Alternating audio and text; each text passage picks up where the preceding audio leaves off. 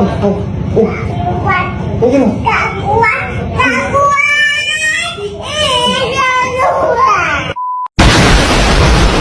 Memang Mbak nggak bingung? Semua manusia di muka bumi ini bingung, Mbak. Nanti nggak bingung kalau udah di surga.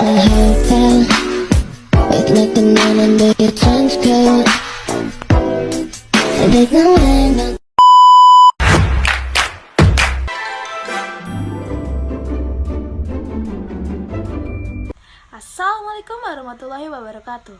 Ada pepatah bilang bahwa Anda tidak punya kesempatan kedua untuk membuat kesan pertama. Seringkali kesan pertama datang dari kata-kata. Perkenalkan, nama saya Niken Ayu Maharani dengan NPM 23120111429.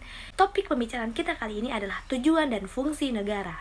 Yuk mari ikuti perkenalan rekan-rekan saya yang lainnya. Nama saya Zahwa Fidela Martiza dengan NPM 231211478. Perkenalkan, nama saya Dinda Aisyah Putri dengan NPM 23120111431. Halo semuanya, saya Ekania Grace Berperangin Angin, NPM saya 23120111438. Perkenalkan, nama saya Syahira Ratu Akila dan NPM saya 23120111441. Halo guys, perkenalkan nama saya Ahmad Ghazali Mulyanur dengan NPM 231011463.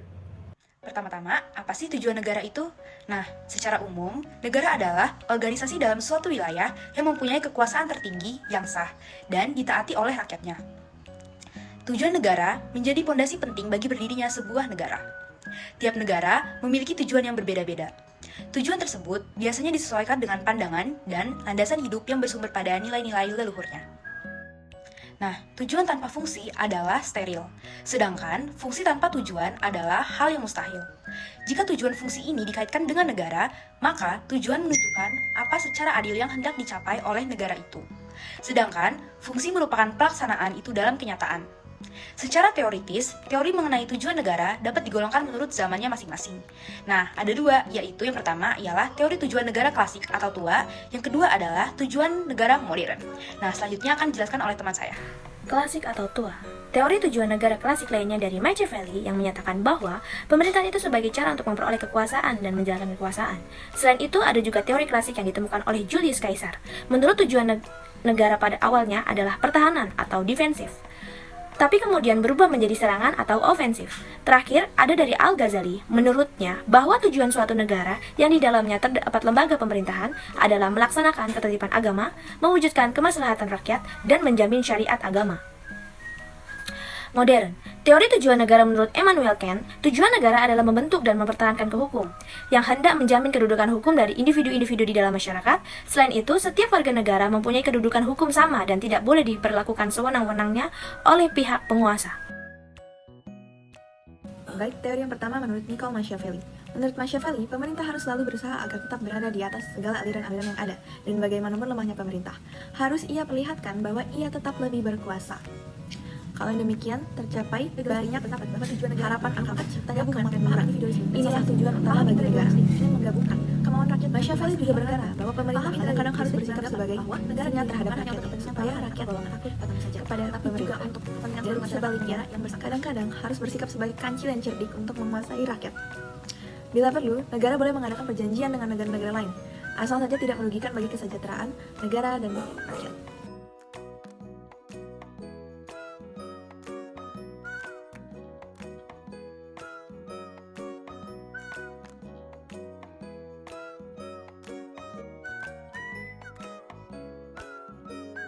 Sosialis. Bagi kaum sosialis, dasar ialah bahwa semua manusia dilahirkan dengan hak-hak yang sama dan berhak atas perlakuan yang sama. Karena itu tujuan bernegara bagi kaum sosialis ialah memberikan kebahagiaan yang sebesar-besarnya dan merata bagi setiap manusia. Kebahagiaan itu hanya dapat terwujud jika setiap manusia mempunyai mata pencaharian yang memberi penghasilan yang layak dan adanya jaminan-jaminan bahwa hak-hak asasi dan kebebasan manusia itu tidak dilanggar. Oleh karena itu manusia itu bersifat egois.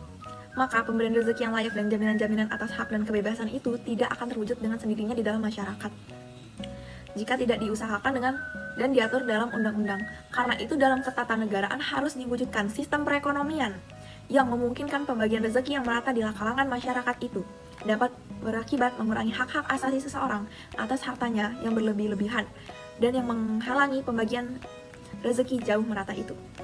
Terima kasih, sekian dari saya. Materi selanjutnya akan dijelaskan oleh rekan saya. Adanya saya di sini untuk melanjutkan presentasi yang sudah dijelaskan oleh rekan saya. Di sini saya akan membawakan mengenai fungsi negara. Bagaimana menyatakan bahwa dalam negara kesejahteraan, pemerintah menjadi penanggung jawab untuk mewujudkan keadilan sosial, kesejahteraan umum, dan sebesar-besarnya kemakmuran rakyat. Sebagaimana terdapat dalam pembukaan Undang-Undang Dasar Negara Republik Indonesia pada tahun 1945 yang menyatakan bahwa negara melindungi segenap bangsa Indonesia dan seluruh tumpah darah Indonesia, mewujudkan kesejahteraan umum atau bersama, mencerdaskan kehidupan bangsa, ikut berperan aktif dalam melaksanakan ketertiban dunia yang berlandaskan kemerdekaan, perdamaian abadi, dan keadilan sosial. Dalam hal ini, kesehatan merupakan salah satu hak yang harus diperhatikan. Menjelaskan tugas dan fungsi negara Indonesia. Sejalan dengan pemikiran tersebut, Musan menyatakan bahwa tugas dan fungsi negara Indonesia adalah: yang pertama, fungsi keamanan, pertahanan, dan ketertiban. Yang termaksud dalam fungsi ini adalah fungsi perlindungan terhadap kehidupan, hak milik, dan hak-hak lainnya, sesuai dengan yang diatur di dalam perundang-undangan. Yang kedua, fungsi kesejahteraan atau welfare function. Yang termaksud di dalamnya yaitu social service dan social welfare. Yang jelas seluruh kegiatan yang ditunjukkan untuk terwujudnya kesejahteraan bagi seluruh rakyat Indonesia. Yang ketiga, fungsi pendidikan atau education function. Yang termasuk di dalamnya fungsi penerangan umum, natation, and character building, juga peningkatan kebudayaan dan sebagainya. Yang keempat sekaligus yang terakhir yaitu fungsi mewujudkan ketertiban dan kesejahteraan dunia. Di sini ada menurut laporan pengembangan dunia, yaitu pada tahun 1997, negara itu mempunyai 3 fungsi. Yang pertama, fungsi negara itu menyediakan kebutuhan publik, pertahanan, hukum, dan ketertiban hak milik pribadi. Lalu yang kedua, itu ada fungsi negara manajemen makroekonomi, dan fungsi negara itu demi kesehatan masyarakat. Yang ketiga itu ada fungsi negara untuk meningkatkan keadilan dan melindungi kaum-kaum miskin. Nah, selain itu, fungsi negara itu juga ada berdasarkan pembukaan negara Undang-Undang Dasar 1945. Nah, fungsi negara itu juga tetap tidak terlepas dari hukum penertiban dan penegakan keadilan. Di sini saya akan menjabarkannya satu persatu. Yang pertama itu fungsi negara itu untuk melaksanakan penertiban atau law and order dan mencegah bentrokan-bentrokan dalam masyarakat. Maka negara itu harus melaksanakan penertiban tersebut supaya semuanya berjalan dengan lancar dan baik. Nah, dalam fungsi ini negara dapat dikatakan sebagai stabilisator.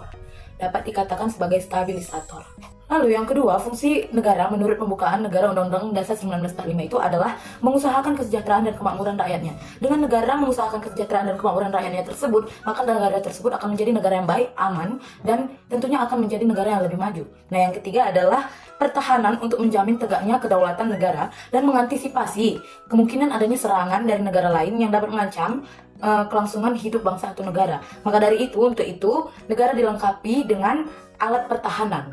Lalu yang terakhir adalah untuk menegakkan keadilan. Nah, dilaksanakan melalui lembaga peradilan. Sekian dan terima kasih. Selanjutnya, saya akan menjelaskan mengenai teori fungsi negara. Yang pertama, ada teori anarkisme. Penganut anarkisme menolak campur tangan negara dan pemerintahan karena menurutnya, manusia menurut kodratnya adalah baik dan bijaksana, sehingga tidak memerlukan negara atau pemerintahan yang bersifat memaksa dalam penjaminan terpeliharanya keamanan dan ketertiban masyarakat. Yang kedua adalah teori individualisme. Individualisme adalah suatu paham yang menempatkan kepentingan individual sebagai pusat tujuan hidup manusia. Menurut paham ini, negara hanya berfungsi sebagai sarana pemenuhan kebutuhan setiap individu. Yang ketiga adalah teori sosialisme. Sosialisme merupakan suatu paham yang menjadikan kolektivitas atau kebersamaan sebagai pusat tujuan hidup manusia. Penganut paham ini menganggap bahwa dalam segala aspek kehidupan manusia, kebersamaan harus diutamakan demi kepentingan bersama. Kepentingan individualisme harus dikesampingkan.